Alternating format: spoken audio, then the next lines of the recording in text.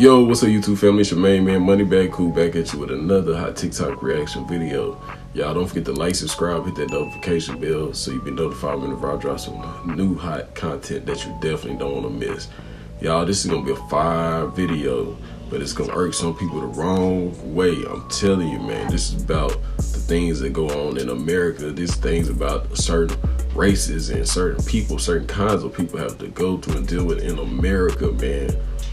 This is not just be like, oh man, this is a racist prejudice video against white people, man. This is about putting you in our shoes and giving you the perspective of what my kind have to go through, my type of people. And that's not just blacks, some Latinos, just even some white people, you know what I'm saying? Because me personally, I don't see color. I see heart in your mindset, man. I love all people. But man, this is some things in this video that must be heard and must be understood. They must be said. Let's get it. Hey, good morning. I've been in them comments way too long, and before I move on to the next topic, I have to answer the one question that's been asked most often. Why is everything about race? Well, in America, everything legally became about race on March 6th, 1857. That's when the Supreme Court ruled that the Constitution does not apply to black people, that free people of color have no rights to be free, and that the Negro has no rights that the white man is bound to respect. Let's take a look at it. His name is Dred Scott, an enslaved black man who lived in Missouri. He was born into slavery in Southampton County, Virginia, and his enslaver was a man named Peter Blow. Now, in those days, we were considered property. So Scott was purchased by an army surgeon named John Emerson, who moved Scott from the enslaved state of Missouri to the free state of Illinois, and then again to the free territory of Wisconsin. While in Wisconsin, Dred Scott met Harriet Robinson. They got married and started a family. On May 29, 1840, John Emerson, the man who owned Dred Scott, was transferred to Florida where the Seminole Indian Wars were being fought, and Emerson's wife Irene returned to St. Louis to live with her slave-owning father along with Dred Scott and his family. And then in 1843, John Emerson died, and Dred Scott and his family became the sole property of Irene. Now, at some point, Dred Scott attempted to buy he and his family's freedom from Irene, but from what historians can tell, she refused. And in 1846, Dred Scott filed a suit for his freedom in a St. Louis district court. His claim was based on a precedent set by Missouri Supreme Court's 1824 decision in Winnie versus Whitesdale, where a mandate of once free, always free became standard judicial practice.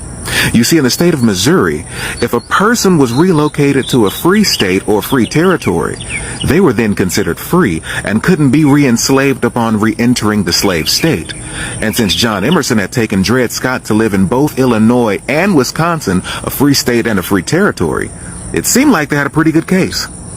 Now, after some legal to and fro, Dred Scott eventually won his family's freedom in 1850. But the case got appealed to Missouri Supreme Court, which ruled against the lower court's decision, saying, times now are not as they were when the former decisions on this subject were made, and Dred Scott and his family were re-enslaved. But that didn't stop Dred Scott. He kept fighting and received assistance from local abolitionist groups who helped him file suit in a federal court. By then, Irene left Missouri and got remarried, and for some reason, the case went from her to her brother John Sanford. And the case eventually made its way to the United States Supreme Court. And that's where everything went to hell.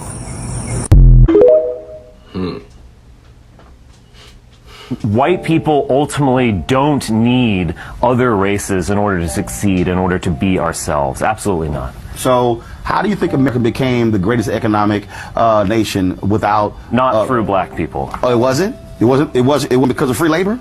Are you talking about slavery? No, I'm talking about slavery and also what happened after slavery, which Douglas Blackman talked about, slavery by another name. So I'm trying to understand, when you say didn't need it, how do you think America became the greatest economy that it did? How do you think that happened? Through the genius of Europeans. How was the genius of Europeans when the fact of the matter is it was actually King Cotton that supplied the economic means for America to do so? And that was a result of free labor from black people. Look, the whole point here is that who creates these systems? Who creates these business models and businesses? Slavery was a business model? Well, yes, it was a business model. I asked you again, okay? You said we don't need anybody else. No. But the reality is, American history proves you wrong. The fact of the matter is, there is no great America. You can't sit here and talk about that greatness without other people making that happen. And once again, we know, and I know, all white people aren't racist, man. Just like all cops ain't good cops. I mean, all cops ain't bad cops. But it's our job to weed out the bad ones. You know what I'm saying? Because these tyrants have to be stopped. Do you see Jews asking Chinese to teach Jewish kids who they are? Do you see Arabs asking East Indians to teach Arabs who they are? So why the hell are we going to our former slave master saying teach our kids who they are? Those white women don't know who we are. But you got a church on every corner. The teachers go to the church. Why can't the church open up one night a week for free black history education? If we really care about teaching our kids who they are, you got churches on every corner. Why can't we teach our kids ourselves? You know why? Because we too damn lazy. We want to keep on asking white folks to do what we don't want to do. And you know, we know everybody been slaves before. We know about the potato famine, about the Irish. We know about the Jews and what happened over there in Europe. We know about the Latinos, our Latino brothers and sisters that went through slavery. But we know who gets the worst end of the stick in America is the blacks, or the so-called African Americans, who, like they say, are still in slavery to this day in a way. And we all know that, man. Let's be realistic, man. Let's keep it 1,000, man, because nobody goes through it worse in America than the blacks, man, with the cops in the system. Let's go. Would you tell black kids today to stick with their own race? Yeah. Yeah. Even this interracial relationship, I never believed in because the Father showed me. Why would you want to be with somebody who slaved your peoples? Right. Had them enslaved. Why would you want to be with them? Right. So I never liked it. I never agreed with this interracial relationship with people. They can't tell you, only like me and you, Right. either you and your wife. Right. Y'all can console because y'all know what's going on or what has happened. Right. You understand each other. But a different race ain't gonna understand the pain and stuff you went through, where you suffered with their people. Right. They don't know if you tell them something, they might feel bad, but they can't feel it in the heart of what you went through, Right. or what our foreparents went through. Right. Like the police, how they beat them and shoot them down for no reason. You see, they don't have to experience that because they don't do that to their kids, to their race. To their own people, yeah. It's like even when you talk about it, a lot of them try to act like it don't exist, like it's not real, like we just making it up. And they say we racist because we bringing it back to past. They didn't do it to me. We weren't enslaving. Right. We still enslaved. We just don't know it. Yeah. Exactly. We don't know nothing. Yep. We can't go certain places. If you go to stores, they follow you around and accuse you, stealing this, and then they call the police. Well, you argue with the police, they ain't gonna listen to you. Nope. They're gonna take you on to jail, beat you up, shoot you. He got a gun. Yeah. Yeah. So when people read in the Bible that when Christ come back, he gonna put us in charge, how does that make you feel? Good. I wish I would be able to see some of the people who get how he can show them how they gonna get punished. Right. And then I want to. But how type of heart I am. If they be my maid or something like that.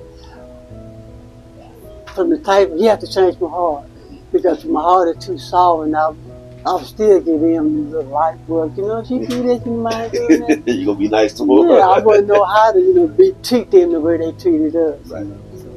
The beauty and what you just said is so heavy, and that's why the Lord gonna put us in charge, because we don't have the same type of evil in our hearts. Facts. And one thing I believe, ain't no big eyes or little U's, man. We all the same. We all people, and we all a human. And that's how we should be treating each other, man. Like I say, it's all about love, man. Forget all that hate. The hate out your heart. I wrote that in 1970. I said you cannot have integrated housing. You cannot have integrated schools. You still believe that? Well, I mean, the evidence. I always look at the evidence.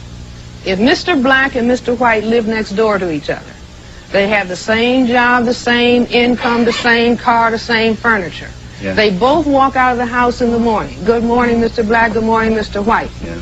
But Mr. White is still looking, but you've got something that I don't have. You're saying he's saying that He's subconsciously. saying, right. Not consciously. I mean, we could go on for 3 hours. Not consciously.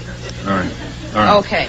I am saying that this behavior is at the subconscious level, and there's a lot of evidence. For example, just on Saturday, the New York Times had an article talking about the percentage of people who want a tan. 66%.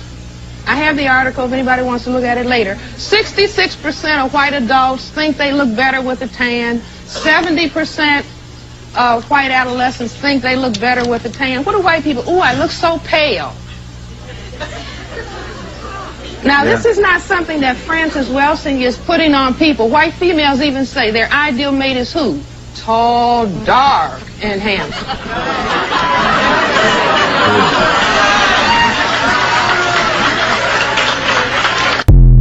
Man, there was no white people clapping in the crowd. God, dog. Black boys and men especially don't thrive in the black community. We survive the black community. No, it's all of them. It's black girls too. I definitely feel what you mean, but they gonna call me Uncle Tom for this take. I'm used to it. You raising your kids right, you not beating them upside the head, neck, and throat. You raising them with love and care and shit. For example, like, if I'm stressed around the house and I'm yelling and I yell at my kids, I'll come back and apologize. It's to the point now where if I yell or I be mean, as my son calls it, he'll come lay down in the bed with me at the end of the night. Daddy, you never apologized to me. And so what does that create? That creates a young man who knows how to apologize when he done yelled at somebody, raised his voice. They see the biggest, strongest, most masculine man in their life bringing it down, going, y'all, I'm sorry, I shouldn't have been yelling. They see that. So it's real normal for him to put his little ego aside and go, I ain't sorry.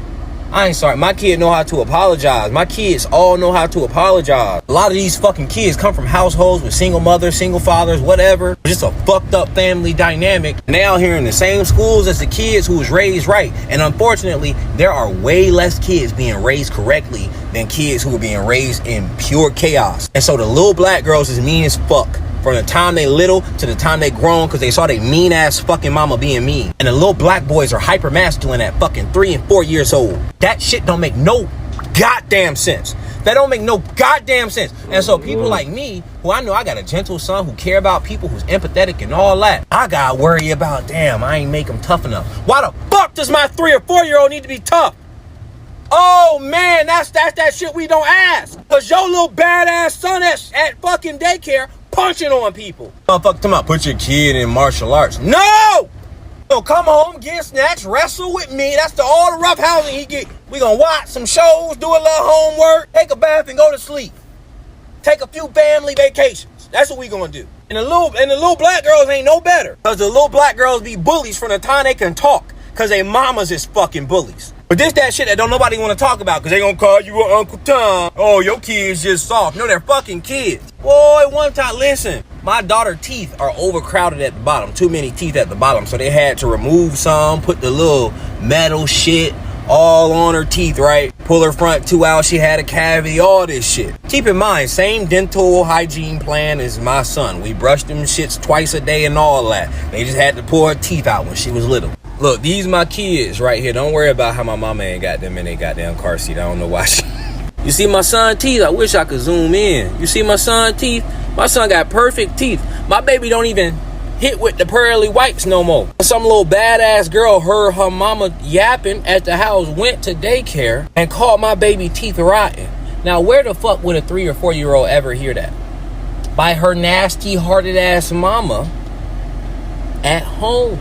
That's where it always comes from. So if you see a gentle, nice, caring child at daycare, you can just assume that is how he is treated at home. If you see a mean, unruly, fucking terrible ass child at daycare, you can just assume that's what their home life look like. I'm not just saying like a child who won't sit down, busybody. I'm saying like, oh, you're rotten mouth. Where does a 3 or 4 year old hear that? At home. I had to start lacing my babies with insult. Just say your mama mouth rotten. I don't even know how to tell kids to insult other fucking kids. No one's prepared for this. So the little girls start bullying at 3 and 4, and that shit never stops. So the black girls who was raised right be feeling the same fucking pressure as the black boys, except for at a certain age they get physical with us. And my son is a 100 percentile kid. 100% for height and weight. You see him standing in the middle of his class, he look like he's slow. He look like ain't no fucking way he the same age as all these fucking kids. He the same age. He's big as shit. He like his motherfucking daddy. It would be crazy if I start teaching my son to suplex these little niggas. My daughter is 100 percentile for height as well. It'd be crazy if I taught her how to use that motherfucking reach. It's crazy work out here. You know what I'm saying? And for the parents who's raising our kids right, we scared to let them out into the world with them goddamn savages some of y'all are raising. Some goddamn savages. You deadbeat ass motherfucking daddies. Y'all don't even know what y'all are doing to the kids who are like out here trying to exist around your fatherless ass child. You sorry ass niggas. Excuse his French, y'all, but moral of the story is kids are molded by their surroundings. Whatever they see, hear, or taught by their surroundings are more than likely what they will mimic or become. So that's a lesson learned right there. You know. Why I stopped being a racist, part 1. I've been asked probably well over 1,000 times in the comments and messages why I chose to confront my own racism and my prejudice ideology. So I thought I'd just have an honest conversation with you and break it down over a few parts and let you see into the mind of someone like me, the way I grew up, and the man I'm becoming. Now here's the crazy thing. I've only ever known one racist in my life for sure, and that's me, because I can't speak into the hearts and minds of another human being and what they think and feel. That's not fair, and that's prejudicial of me. So I'm the only one I've ever known, so I feel I can speak with authority about this. I'm not calling out other people who are. This is simply about my evolution and the things I confronted and some of the difficulties and some of the beautiful parts of this. This is not an easy thing for me to do. This is kind of laying my soul bare. So if you would, let me know if this is something you want me to continue in the comments, please. Because it's going to take a lot for me to invest emotionally to be open about this. Now, why is it I grew up with so much prejudice and bias and discrimination in my life? Well, I grew up in a small town in Arkansas, and I am Arkansas proud. Let me just say that right off the top. But I grew up with people who taught me these things, and it was instilled in me. I mean, it was just reinforced over and over. And then for the most part, I lived in an echo chamber of other people who thought the same thing. So I didn't know it was possible to think any other way. I was raised Christian. I cannot explain to you why my faith in God, my morality, and my racism took so long to cross paths. I can't explain it, but it probably took about 40 years to figure that out. There's a whole series of events in my life, I guess, ultimately that led up to this. And prison was probably one of the biggest catalysts, because when you're on 23-1 lockdown with someone of a different color from you in the same cell, you shut your mouth and you listen. You ask questions. And I had so many different cellmates from different countries, from different races and heritages. And it just really opened my mind. And sitting in prison, I had a lot of time to think. And I had some old timers tell me, I need to do my time. Don't let my time do me. And those are good words of advice. But I started digging deep into myself and my flaws, and because I was probably the biggest asshole I knew at that time, and I wasn't proud of that at all. And I knew I needed to change if I wanted to live a productive and healthy life and just be somebody likable. I just couldn't see the world for the way it really was. And that breaks my heart that it took me so long to see it. But the beauty that is born from this change, Amir, this growth is just crazy. God is amazing. So if you want me to continue this, let me know and I'll do a part 2.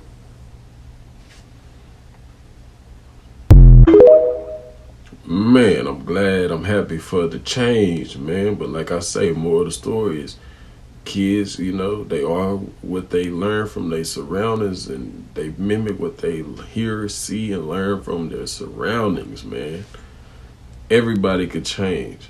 And he's not the only, like, white people ain't the only ones prejudiced. You got a lot of black people out here that's prejudice and racist too, and that's to their own kind. As you know, a lot of black people sold black people back in the day too, and you know, Latinos could be racist or prejudiced too. Everybody knows it. I'm pretty sure y'all know that. Even some white people are racist and prejudiced against their own kind too. We all know that. So it's not just one race that is racist or prejudiced. We know that. It's obvious now, and I'm pretty sure a lot of you out there know that too, and experience this in reality, in 4D reality at that, in real life. She handled this so well because I'm built different. She's a rare species of animal.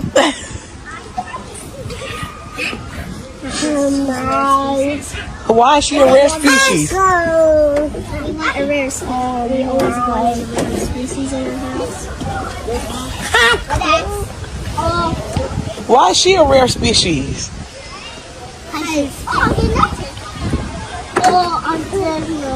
Is it because she's the baby? Yeah, mostly. And she has different color skin, so that's mostly why. Well, that's true. And she's very cute. But we're all the same, no matter the color of your skin.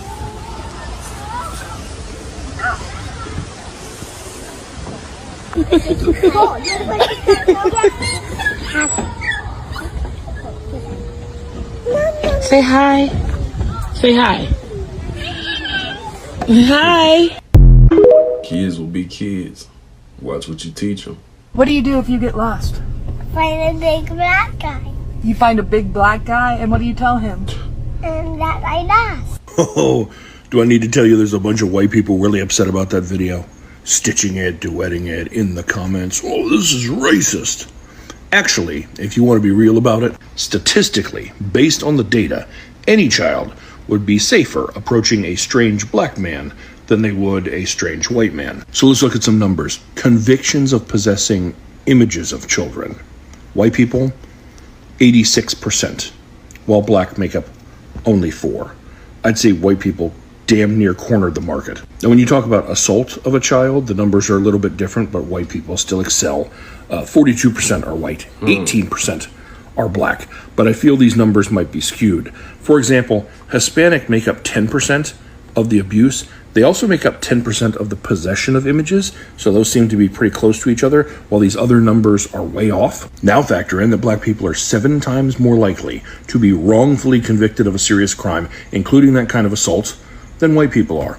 Then think about all of the priests that the Catholic Church hid and protected and moved around. All of the pastors that we've recently found out the Southern Baptists were protecting. Think about all of the well-respected white teachers and coaches and scout leaders over the years where people just didn't believe the children, didn't believe that that good man was capable of that. And it's not hard to imagine that these numbers should probably be closer to those. And as long as we're talking fun facts, let's look at this one. They looked at SA convictions from 2006 to 2017, and you know what they found?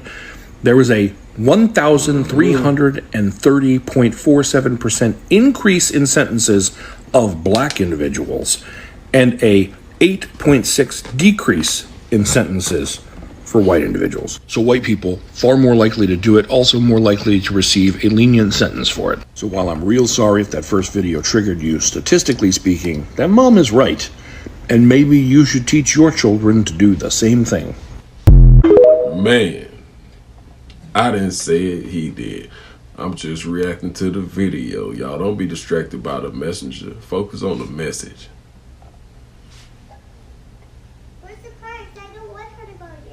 Well, a lot of people in the civil rights movement went to jail. They're all my favorite. Well, I know, but a lot of these people, to stand up for what was right, had to go to jail. That's what good trouble is. Remember we talked about John Lewis? Who else went to jail? This is going to be hard to hear. Okay.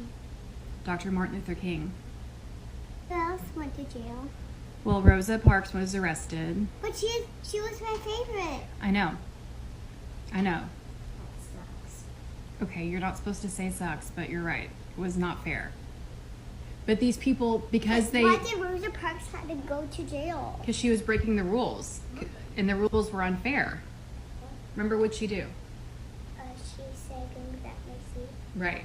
So at the time, black people and white people didn't have the same rights.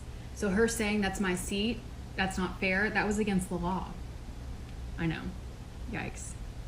Who do you remember when we talked about John Lewis? Oh yeah, he went to jail too. Mm-hmm. And he talked about good. Why did they all have to go to jail? They had to go to jail to make changes so that things could get better. Remember what John Lewis talked about? Yeah. Good trouble. Good trouble. It's when you break the rules, but it's for the right reason. Break the rules for a good reason. John Lewis is the best, right? John Lewis, he was awesome, yeah. That was beautiful. Why do white people pay so much attention to black people if they don't like them? You would think if you didn't like something, why would you be paying attention to it? I don't pay attention to things I don't like. What's the answer? The answer is the liar knows what lie he told. You see what I'm saying? So even if I made it deceitful and I made you think that the answer's over here, but the answer is really over here, I'm still gonna be looking over here. Me, the one that tricked, because I know this is the right answer. Black people have lost their identity, but our oppressors have not lost our identity. That's just why they chopped those noses off of the Pharaoh and the Sphinx in Egypt in the first place, is because without this nose, we can tell you this is whoever it is. But with that nigga nose, it can only be niggas. Why would somebody vandalize a whole face and only vandalize one part?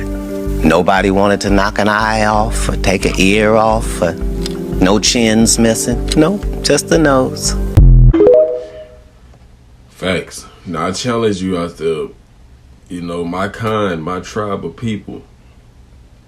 Once again, that don't only mean black people or Latino people. That's some my lighter complected people out there that are maybe confused or think this is all about being prejudiced or just black supremacy or some stuff like that. I challenge you, do your research, man, and not on just TikTok, but do your research on the some of the old or the first kings and queens of England and just African kings and queens, or just the black history period before slavery, and you will begin to understand what we mean and what he meant by that, and how the world has shifted. And maybe it'll help you understand why some of these people, these white supremacists and these people who think they're better than us, try to keep their thumbs on our neck, or their feet on our neck, or their thumbs on our head, and keep us under their thumbs, or why they oppress us and treat certain races or certain kind of people the way that they do. And get back with me. Are you afraid of white people? Oh, whoa. That's what I love about children. I mean, that is a phenomenal question. I'm not afraid of white people. I am cautious of white people. I think about water and electricity. Water, necessary for life. Electricity, it's also necessary for life. But I do understand if those two have a negative interaction, it could be lethal. Dang. Wow. And so when I still might use my cell phone charger in the bathroom, you know, as a female, you still might use your curling iron or your blow dryer next to the sink. Sure. But you have to remember, if those two things ever have a negative interaction, it could be lethal. So I'm not afraid of white people. I'm just cautious. Now we're going to go into a few examples. Look at this video. What's going on, buddy? Nigga, brother. Team my Did you get neighbors concerned since you're walking around my house? I'm not walking around. Hold on, Steve. You've been past my house 4 times. I don't know you. I've never seen you here before, and you're walking past my house over and over again. So if you live here or you have a friend you're visiting here, that's fine. I'm not in front of your house. You're actually following me. Some of us see this and we go, same old story. But other people see this and they think, well, why didn't the young man just tell him where he lived? And to those people, this is what I have to say. I have 2 major concerns with that. Why would I tell a stranger where I live? That makes no sense. Just in a regular situation. I'm not trying to tell anybody where I stay. I don't know you. I don't know what you're going to do. Why would I do that? Furthermore, take a look at this part. Buddy, look out, buddy. He's still creeping. Steve. No, Look at this.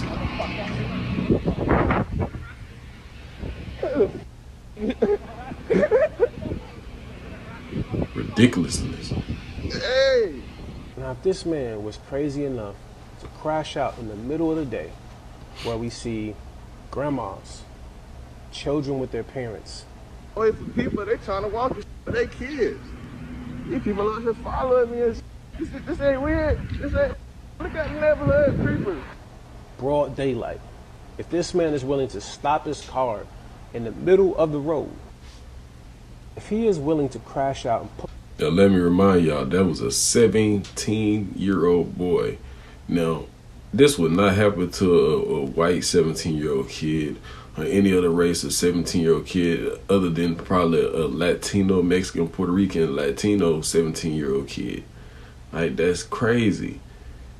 These aren't just white people, though. These are the new whites, like foreigners, like Greeks or Italians types or Lebanese, something like that, as you can see in the video. Out the blicky it's in crazy. Broad daylight, and in this man's life, look at that. Just because he is not listening to him, why would he tell him where he lives? This man is literally, the man, Stephen Correga, is literally saying, because you have not decided to give me the authority I think I deserve, I'm going to steal your life from you. I'm going to take it. No matter what you've... And that's the type of stuff that our youth have to go through in America. Even being a black man in America, the United States, which is crazy. That's crazy. That's dangerous, man. That's why the guy say we have to be, we're not scared of white people, but we are cautious. And it should not have to be like that, because we are all people, we all the same. We all got to, we all in this together is what I'm getting at. Let me know what you think about that in the comment section. Looking at, I will link the creator's name in the description. He has a video where he went, he's a white man, he went and he studied the history of lynchings in America. And when I say it is astoundingly wicked and demonic, I mean that it is astoundingly wicked. He has a long segment. If y'all want to hear more about that, my people who probably interested, or you don't want to hear more about it, but you still need to hear about that, go to his channel, because I don't want to steal all his content. It's a long video. That's some crazy shit happened down in Florida, ain't it? With them men following that black dude through the neighborhood. I'm gonna tell you one thing though. Everybody wanted to say them white men. Did y'all look at them men?